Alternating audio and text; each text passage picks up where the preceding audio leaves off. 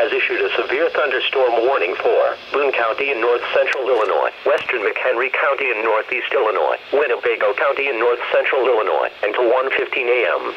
At 12:18 a.m., a severe thunderstorm was located 5 miles northeast of Pecatonica and moving east at 35 miles per hour.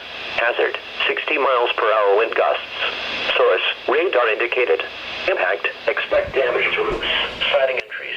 Locations impacted include Rockton, Rockford, South Beloit, McChesney Park, Loves Park, Belvedere, Marengo, Auburn, Winnebago, Roscoe, Cherry Valley, Poplar Grove, and Capron. Other locations affected: Boone County Fairgrounds, Rock Cut State Park, Rock Valley College, Rockford River Hawks Baseball, Rockford Speedway, Winnebago County Fairgrounds.